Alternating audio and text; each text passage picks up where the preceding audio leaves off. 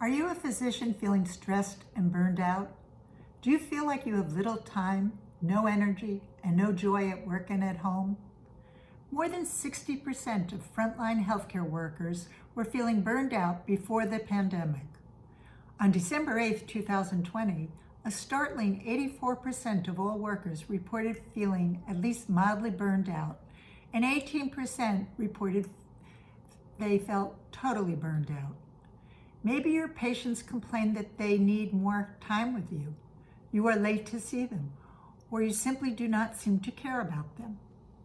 Maybe your colleagues complain that you are always behind schedule, or the administrator is up at arms at the piles of paperwork you have not completed. Maybe your family is not happy with your lack of energy when you finally do arrive at home. Hi, I am Dr. Karen Rigamonti, or Dr. Karen for short. I am a physician as well as a coach and leadership facilitator. I work with healthcare personnel who are feeling stressed, overworked, and burned out. I help them finding more time in their day, restoring their energy at work and at home, and experiencing more joy in caring for patients. If this could be you suffering from stress, anxiety, overwhelm, please comment below. Listen further to find out how I was able to help one of my clients, George, work through these issues. As a physician taking care of patients on the front line, George felt burned out and frustrated. He felt that he had no time to listen to his patients to get a proper medical history. What is more, to be compassionate with them and show them that he did care. He had too much paperwork to fill out and far too many patients to squeeze into too short a time. He was often behind schedule. When he tried to take time with his patients, the nurses, schedulers, and his other patients were annoyed with him.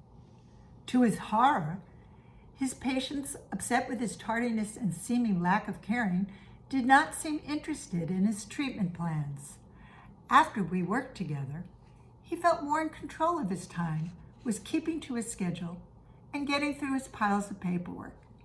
His patients were more satisfied. His colleagues were no longer annoyed with him, and the administrator stopped beating down his door. He felt more energy. Remarkably, his patients noticed his compassion, became more trustful, and restored his joy in practicing medicine. First, what we did and worked on was co-creating new habits that would keep him more organized and efficient.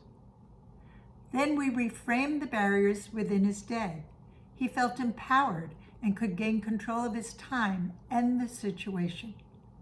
He learned how to show compassion verbally and non-verbally within the first 30 seconds of his patient encounters. Patients, now feeling how much he cared about them, were more cooperative, providing him time to focus on the medical issues of concern. Due to his newfound skill in being a better listener, he gained his patients' trust. Patients felt heard and were eager to hear his recommended treatment plan. In the end, George felt that he had restored humanity back into his practice. He took better care of his patients and had more satisfied colleagues and administrators.